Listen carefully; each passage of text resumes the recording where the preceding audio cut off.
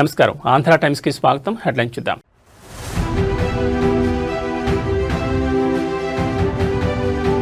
Startup కేంద్రంగా tea hub, అధికారులకు CM Revanth ఆదేశం.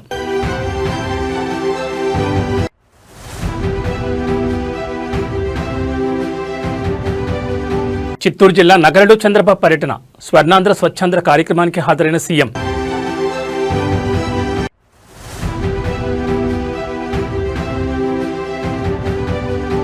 బీఆర్ఎస్ కీలక నేతలతో మాజీ సీఎం కేసీఆర్ భేటీ, ఫోన్ ట్యాపింగ్, మున్సిపల్ ఎన్నికలపై కేటీఆర్ హరీష్తో చర్చ.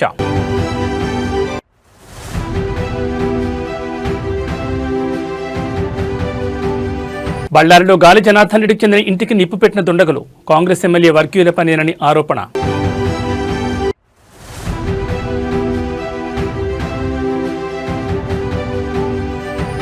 ఆకాశాన్ని అంటుతున్న పసిడి ధరలు, సామాన్యుడికి చుక్కలు చూపిస్తున్న బంగారం. ఇక డీటెయిల్స్ చూస్తే టీ హబ్ ను స్టార్టప్ కేంద్రంగా కొనసాగించాలని ముఖ్యమంత్రి రేవంత్ రెడ్డి అధికారులను ఆదేశించారు. అద్దె భవనాల్లో ఉన్న ప్రభుత్వ ఆఫీసులను టీ హబ్ కు మారుస్తున్నట్లు వస్తున్న వార్తలపై సీఎం వెంటనే స్పందించారు. అమెరికా పర్యటనలో ఉన్న సీఎం ప్రభుత్వ ప్రధాన కార్యదర్శి రామకృష్ణారావుకు ఫోన్ చేసి మాట్లాడారు. టీ హబ్ ను ప్రత్యేక స్టార్టప్ల కేంద్రంగానే గుర్తించాలని చెప్పారు.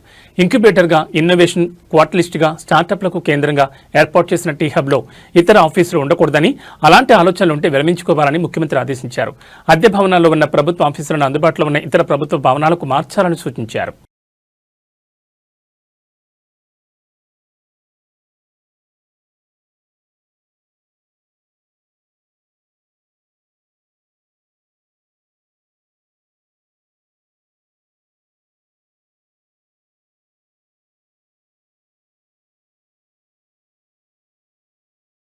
చిత్తూరు జిల్లాలో నగర్కి సీఎం చంద్రబాబు నాయుడు చేరుకున్నారు. అక్కడ జరుగుతున్న స్వర్ణాంధ్ర స్వచ్ఛాంధ్ర కార్యక్రమానికి ఆయన హాజరయ్యారు. కార్యక్రమంలో భాగంగా ఏర్పాటు చేసిన ఎగ్జిబిషన్ను సీఎం సందర్శించారు. తొలుత ఈ వేస్ట్ రీసైక్లింగ్ స్టాల్ను సందర్శించారు. స్టాల్ వద్ద ఉన్న సంస్థ సిబ్బంది అందుకు సంబంధించిన వివరాలను సీఎం తెలిపారు. సీఎం మాట్లాడుతూ స్వచ్ఛ రథాల్లో ఈ వేస్ట్ సేకరణ కూడా స్థానం కల్పించాలని అధికారులకు సూచించారు. గ్రామీణ పట్టణ ప్రాంతాల్లో ఉన్న 47 యూఎల్బీల ద్వారా ఈ వేస్ట్ ప్రత్యేకంగా సేకరిస్తున్నట్లు అధికారులు సీఎం తెలిపారు. ప్లాస్టిక్ వేస్ట్ నుంచి ప్లాస్టిక్ ఇటుకలు తయారు చేసే యూనిట్ మైసూరులో ఉందని, దాన్ని ఏపీకి రావాల్సిందిగా కోరుతున్నామని అధికారులు చెప్పారు.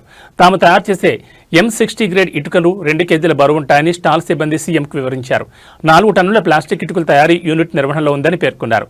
అయితే అందుకు ఎన్ని టన్నుల ముడిసరుకు అవసరం పడుతుంది, పెద్ద ఎత్తున చేపట్టడానికి ఎంత ఖర్చు అవుతుందని సిబ్బందిని సీఎం ప్రశ్నించారు. రోజుకు 4 టన్నుల ముడిసరుకుతో ఇటుకల ఉత్పత్తి చేయగలమని చెప్పారు. అందుకు స్పందించిన సీఎం తగిన ఏర్పాట్లు చేయాలని అధికారులకు సూచించారు. చిత్తూరులో పైలట్ ప్రాజెక్టు కింద ప్రారంభానికి సంస్థతో ఒప్పందం చేసుకున్నారు. అయితే ప్రాజెక్ట్ కార్బన్ ప్రింట్ ద్వారా వచ్చే ప్రయోజనాలకు మెప్మాలోని మహిళా బృందాలకు కంపెనీ అందిస్తుందని అధికారులు ఈ సందర్భంగా సీఎంకు తెలిపారు.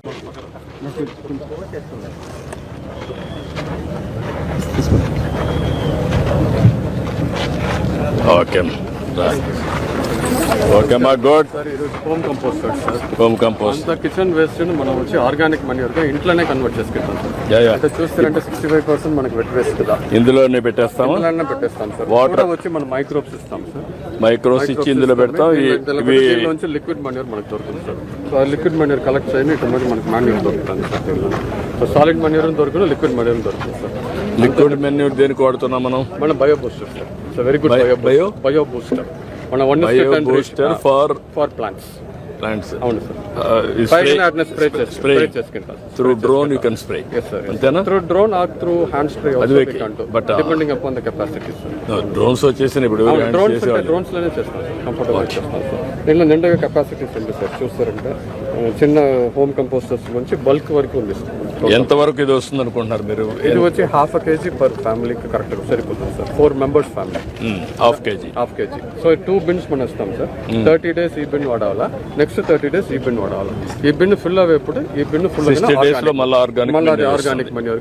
ఎన్ని బాటిల్స్ వస్తుంది? ఇది వచ్చి 2 bottles వచ్చింది సార్ మంత్లీ. 2 bottles వచ్చింది. ఇది ఆర్గానిక్ మన్యూర్. ఇది ఎంత వాల్యూ ఉంటుంది? ఇది వచ్చి మనకి 120 rupees వచ్చింది sir manure. Almost 5 to 6 kg. ఇది వచ్చి 40 rupees per liter, almost 80 rupees, 200 rupees value వచ్చింది సార్. 200 rupees వస్తుంది. Okay, that's good. Economics work out చేయండి. Thank you sir. రండి.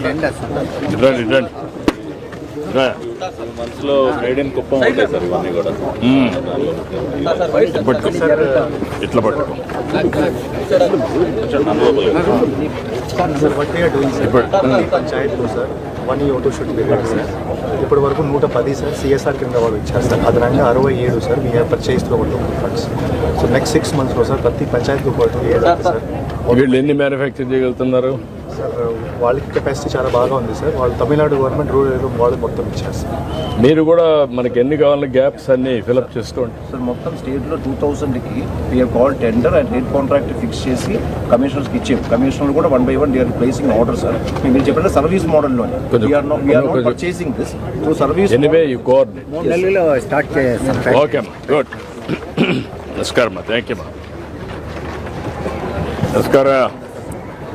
ఏంటా సార్ 2 ఇనిషియేటివ్స్. ఒకటి రిగార్డ్ ఈ వేస్ట్ సార్. ఈ వేస్ట్ ఇప్పుడు వరకు సార్ 47 ULBsలో ఎవ్రీ మంత్ కలెక్షన్ జరుగుతుంది.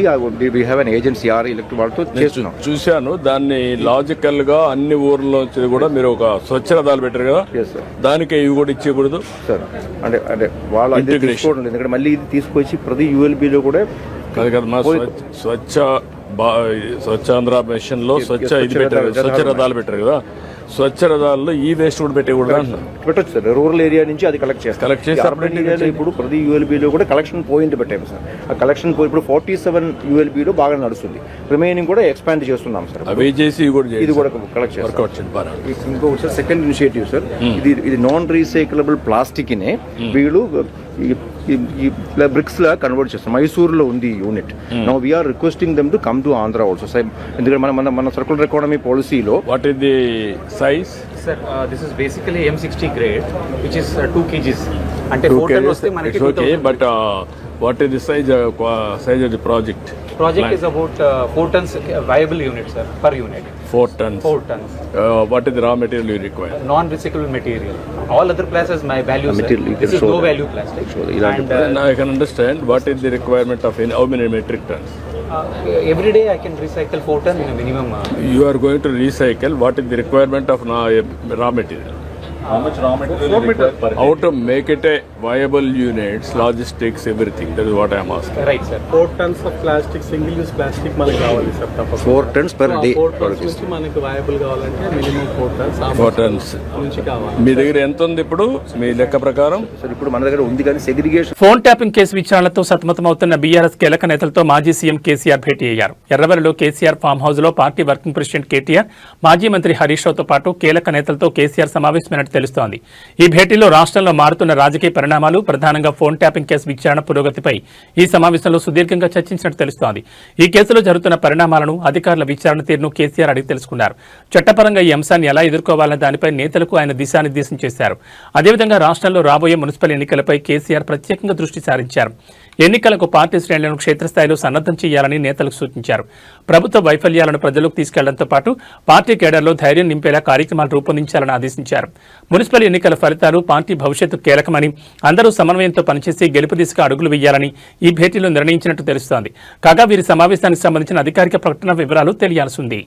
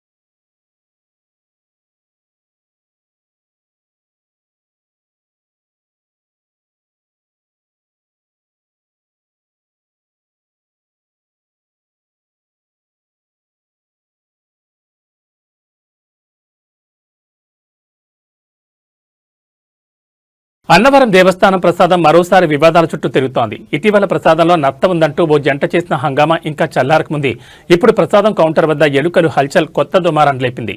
ఇటీవల అన్నవరం హైవేపై ఏర్పాటు చేసిన ప్రసాదం కౌంటర్లో ప్రసాదం బుట్టల మధ్య ఎలుకలు పరుగులు తీస్తూ తిరుగుతున్న దృశ్యాలు కనిపించాయి. వాటిని వీడియోగా తీసిన ఓ భక్తులు సోషల్ మీడియాలో పోస్ట్ చేయడంతో విషయం క్షణాల్లో వైరల్ అయింది. ఇప్పటికే ప్రసాదం పరిశుభ్రతపై చర్చ జరుగుతున్న సమయంలో ఈ వీడియో రావడంతో భక్తుల్లో ఆందోళన మరింత పెరిగింది. ఈ ఘటనపై భక్తులు అక్కడే ఉన్న సిబ్బందిని ప్రశ్నించగా కొనాలంటే కొనండి, లేకపోతే వెళ్లిపోండి అన్నట్లుగా నిర్లక్ష్యంగా స్పందించారన్న ఆరోపణలు వినిపిస్తున్నాయి. ఈ వ్యవహారం కాస్త దేవస్థానం అధికారుల దృష్టికి వెళ్లడంతో వారు సీరియస్ గా స్పందించారు. వెంటనే ఘటనపై అంతర్గత విచారణ చేపట్టిన అధికారులు పర్యవేక్షణ లోపం ఉందని తేల్చారు. బాధ్యతారహితంగా వ్యవహరించారని నిర్ధారించడంతో 2 ఉద్యోగులను సస్పెండ్ చేస్తూ దేవస్థానం ఈవో ఉత్తర్వులు జారీ చేశారు. ఇకపై ఎలాంటి ఘటనలు పునరావృతం కాకుండా కఠిన చర్యలు తీసుకుంటామని అధికారులు భక్తులకు హామీ ఇచ్చారు.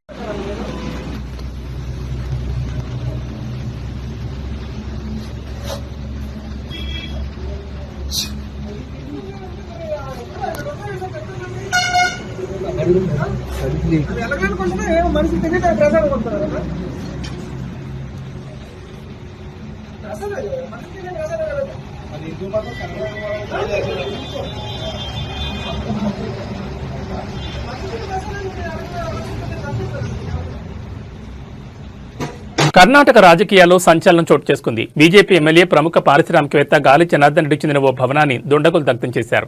బళ్ళారి కంటోన్మెంట్ ప్రాంతంలో ఈ ఘటన జరిగింది. ప్రమాద సమయంలో ఆ ఇంట్లో ఎవరూ లేకపోవడంతో ప్రాణ నష్టం తప్పింది. ఈ ఘటన వెనుక కాంగ్రెస్ ఎమ్మెల్యే నారా భరత్రెడ్డి మద్దతుదారులు ఉన్నారని గాలి జనార్దన్ రెడ్డి సోదరుడు మాజీ ఎమ్మెల్యే గాలి సోమశేఖర్ రెడ్డి ఆరోపించారు. భవనంపై పెట్రోల్, డీజిల్ పోసి ఉద్దేశపూర్వకంగానే నిప్పిపెట్టారని ఆయన ఆరోపించారు. ఈ నెల 1న గాలి జనార్దన్ రెడ్డి ఇంటి వద్ద భరత్రెడ్డి వర్గీయులు కాల్పులకు పాల్పడ్డారనే ఆరోపణలు వచ్చిన విషయం తెలిసిందే. ఆ వివాదం సద్దుమణక ముందే ఇప్పుడు ఈ అగ్ని ప్రమాదం జరగడం గమనార్హం. బళ్ళారి నగరంలోని జీ స్క్వేర్ లేఅవుట్లో ఉన్న ఈ మోడల్ హౌస్ విలువ సుమారు 3 కోట్లుంటుందని అంచనా. 13 ఏళ్ల క్రితం కొనుగోలుదారులను ఆకర్షించేందుకు దీన్ని నిర్మించారు. సమాచారం అందుకున్న వెంటనే పోలీసులు సంఘటనా స్థలాన్ని చేరుకుని దర్యాప్తును ప్రారంభించారు. ఈ ఘటనకు సంబంధించి ఒక వ్యక్తిని అదుపులోకి తీసుకుని విచారిస్తున్నట్లు పోలీసు వర్గాలు తెలిపాయి. ప్రస్తుతం అసెంబ్లీ సమావేశాల కోసం గాలి జనార్దన్ రెడ్డి బెంగళూరులో ఉన్నారు. ఈ ఘటనపై స్పందిస్తూ ఇటీవల బ్యానర్ల గొడవ తర్వాత ఈ ప్రమాదం జరగడం అనుమానాలకు తావిస్తోందన్నారు. బళ్ళారి ఎస్పీతో మాట్లాడానని, నిందితులను త్వరలోనే పట్టుకుంటామని హామీ ఇచ్చారని ఆయన తెలిపారు. ఈ ఘటనతో బళ్ళారిలో ఇరు వర్గాల మధ్య రాజకీయ వైరం మరింత ముదిరే అవకాశం ఉందని విశ్లేషకులు భావిస్తున్నారు.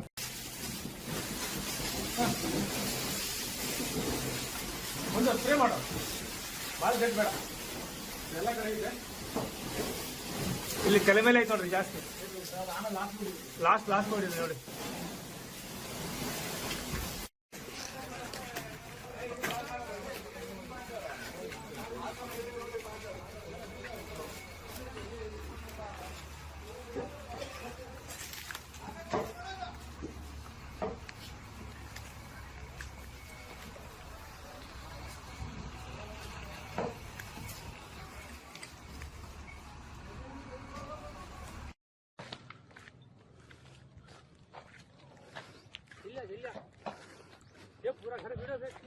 ಪೂರಾ ಗರ್ ಜಲ್ಕೋ. ಇಲ್ಲಿ ನೋಡ್ರಿ, ಮನೆಗೆ ಯಾರು ಬೆಂಕಿ ಹಾಕಿದ್ದಾರೆ. ಜಿ ಸ್ಕ್ವೇರ್ನಲ್ಲಿ ಮನೆ ಎಲ್ಲ ಹತ್ಕೊಂಡು ಬಿಡ್ತಿದೆ.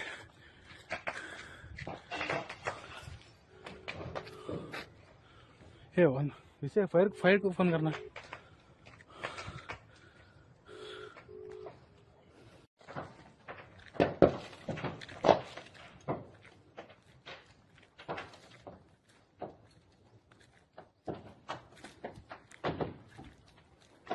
తెలంగాణ రాష్ట్రానికి ఆత్మగా ఉన్న సింగరేణిపై వస్తున్న కొన్ని కట్టుకథలు, రాతలు అంతిమంగా 42,000 మంది పర్మనెంట్, 30,000 మంది అవుట్సోర్సింగ్ ఉద్యోగుల మానసిక స్థైర్యాన్ని దెబ్బతీసే విధంగా ఉన్నాయని డిప్యూటీ సీఎం మల్లు విక్రమార్క అన్నారు. ఇవాళ ప్రజాభవన్లో నిర్వహించిన మీడియా సమావేశంలో ఆయన మాట్లాడుతూ పెట్టుబడుల పేరుతో ఒక పత్రిక రాసిన విషపు కథనంతో వివాదం మొదలైందని తెలిపారు. కట్టుకథలు, ఊహాగానాలతో రోజుకో కథ వండి వారుస్తున్నారని వ్యాఖ్యానించారు. ఆ వార్తలు చూస్తుంటే ఎవరో దోపిడీదారు కోసమో లేదా ఎవరి ప్రయోజనాల కోసమో ఈ కథనాలు వస్తున్నాయని అనిపిస్తోందని అన్నారు. కొంతమందికి లబ్ధి చేకూర్చేందుకే సింగరేణిలో సైట్ విజిట్ అనే నిబంధన పెట్టారని ఊహించుకుని కథనాలు రాస్తారని ఆయన మండిపడ్డారు. అనుకున్న వ్యక్తులకు టెండర్లు ఇచ్చేందుకు నిబంధనలు మార్చారంటూ పక్కాగా కథలల్లారని చెప్పారు. సైట్ విజిట్ అనేది ఏదో తనకే మేలు జరిగేందుకే పెట్టారని కథనాలు రాయడాన్ని ఆయన ఆక్షేపించారు. సింగరేణి అనేది ఒక అనానమస్ ఇండిపెండెంట్ సంస్థని గుర్తు చేశారు. గత 105 ఏళ్లుగా సింగరేణి బోర్డు కొనసాగుతోందని, అసలు సింగరేణి నిర్ణయాలు మంత్రి దగ్గరకు రావని స్పష్టం చేశారు. అయినా ఆరోపణలు వచ్చిన మరుక్షణమే టెండర్లు రద్దు చేయాలని ఆదేశించారని విక్రమార్క అన్నారు. విషయమే లేదు, కనీసం విషయ పరిజ్ఞానం కొద్దిగా ఉన్నా ఇంగిత జ్ఞానం ఉన్నా ఎవరైనా ఇది అర్థమైతే రాయరు. బట్ అయినా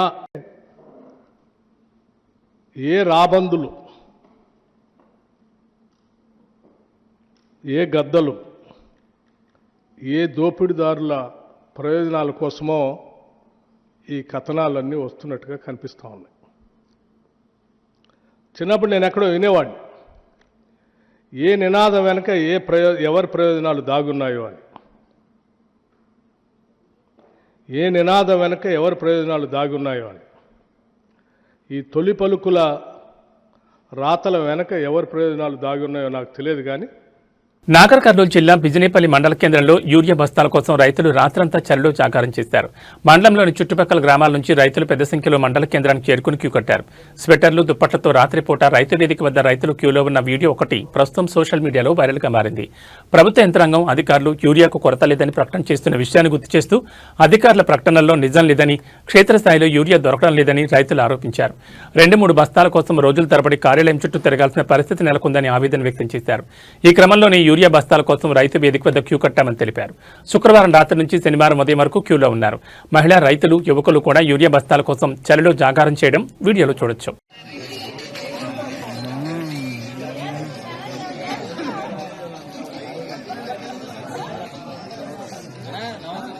నమస్తే. కాలే చేయాలి.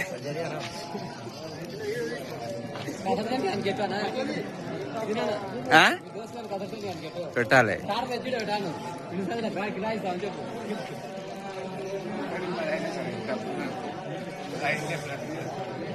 అమ్మా, మొత్తం ఒకటవనాలే ఉన్నారు. అవగాహన ఆయన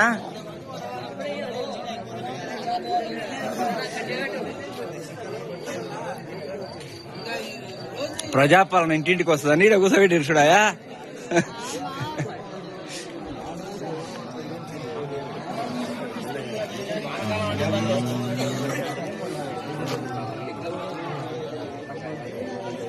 ఖమ్మం జిల్లా సత్తపల్లి ఫారెస్ట్ రేంజ్ పరిధిలోని చౌడారం బీట్లో వన్యప్రాణుల గణన కార్యక్రమాన్ని అటవీశాఖ అధికారులు అత్యంత ప్రతిష్టాత్మకంగా చేపట్టారు. అటవీ ప్రాంతాల్లో వన్యప్రాణుల సంఖ్య, వాటి కదలికలను గుర్తించేందుకు ఈ గణన నిర్వహిస్తున్నారు. సత్తపల్లి ఫారెస్ట్ డివిజనల్ అధికారిని మంజుల స్వయంగా క్షేత్రస్థాయిలో పర్యటించి చౌడారం బీట్ పరిధిలో జంతువుల గుణగణాలను లెక్కించారు. జంతువుల అడుగుజాడలు, విసర్జితాలు మరియు ఇతర ఆధారాలను బట్టి అడవిలో ఏ రకాల జంతువులు సంచరిస్తున్నాయి, వాటి సంఖ్య ఎంత అనే వివరాలను అధికారులు సేకరిస్తున్నారు. పర్యావరణ సమతుల్యతలో కీలకమైన వన్యప్రాణుల సంరక్షణ కోసం ఏటా ఈ గణన నిర్వహిస్తారు. సత్తుపల్లి అటవీ ప్రాంతంలో జీవ వైవిధ్యాన్ని అంచనా వేయడానికి ఇది ఎంతో దోహదపడుతుందని అధికారులు తెలిపారు. ఈ కార్యక్రమంలో ఫారెస్ట్ రేంజ్ అధికారులు, బీట్ ఆఫీసర్లు మరియు అటవీశాఖ సిబ్బంది పాల్గొన్నారు.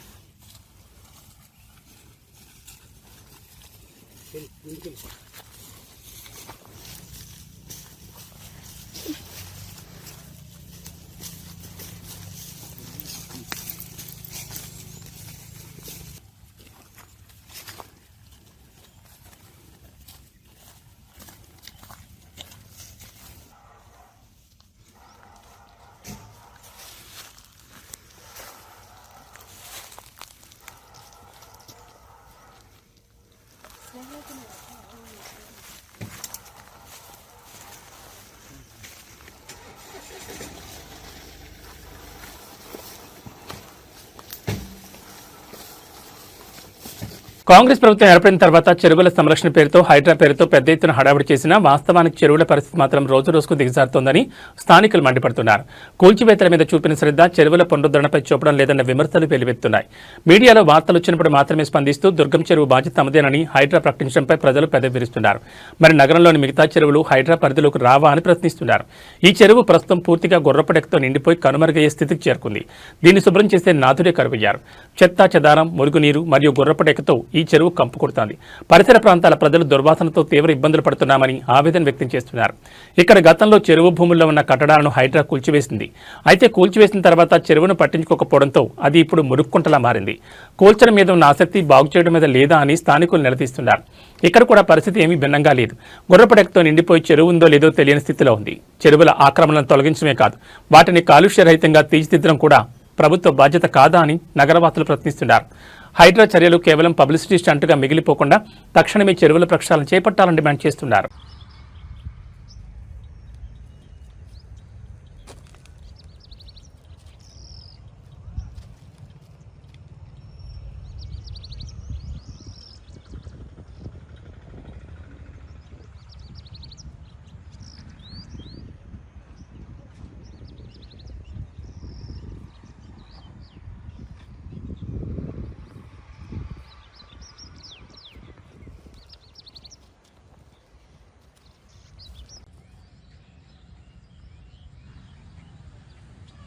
वहाँ पे जाके ऑरिजिन हॉस्पिटल में ट्रीटमेंट करवाना मैंने ऑरिजिन का नाम नहीं है, फिर वो ऑरिजिन की चिट्ठी क्या लिख के दिए वो मैंने मंथली चिट्ठी पूछ के वो मैं भी एक हॉस्पिटल है देखो उनका बोलते खाली वहाँ पे मीटिंग करते अभी वो क्या बोलूँ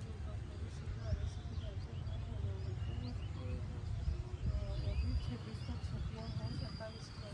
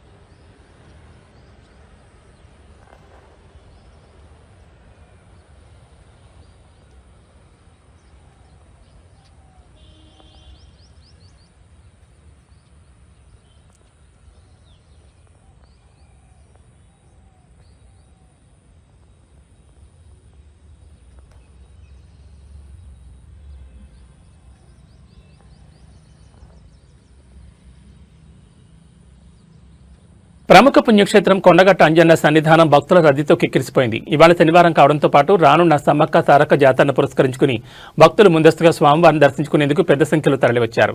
మేడారం జాతర వెళ్లే ముందు అంజనను దర్శించుకోవడం ఆనవాయితీగా వస్తోంది. ఈ నేపథ్యంలో సుదూర ప్రాంతాల నుంచి భక్తులు వాహనాల్లో కొండగట్టుకు చేరుకున్నారు. ఇవాళ తెల్లవారుజాము నుంచి భక్తులు పవిత్ర కోనేరులో స్నానాలు ఆచరించి స్వామివారికి మొక్కులు చెల్లించుకున్నారు. ఆలయ క్యూలైన్లు, ధర్మగుండం మరియు ప్రసాద విక్రయశాలల వద్ద భక్తుల రద్దీ నెలకొంది. ఆలయ పరిసరాలు జై భజరంగబలి అన్న నామస్మరణతో మారుమోగాయి. భక్తులకు ఎటువంటి ఇబ్బందులు కలగకుండా ఆలయ అధికారులు మరియు పోలీసులు అవసరమైన ఏర్పాట్లు పర్యవేక్షిస్తున్నారు.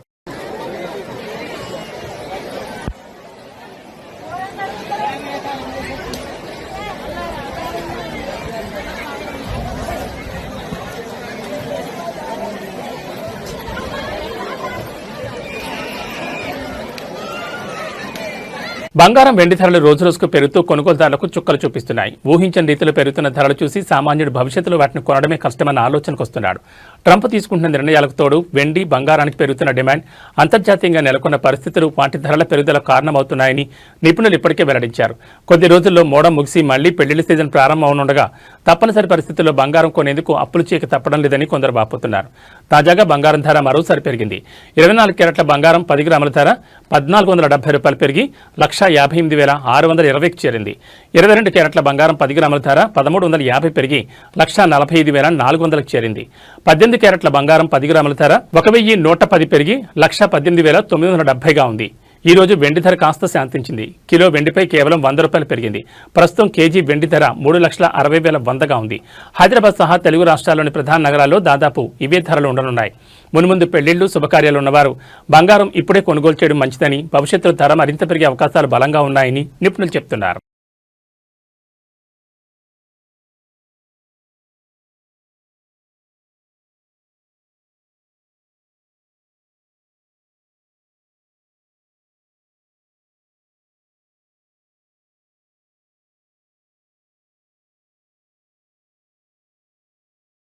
ఏవీ బులెటిన్ విశేషాలు. నమస్కారం.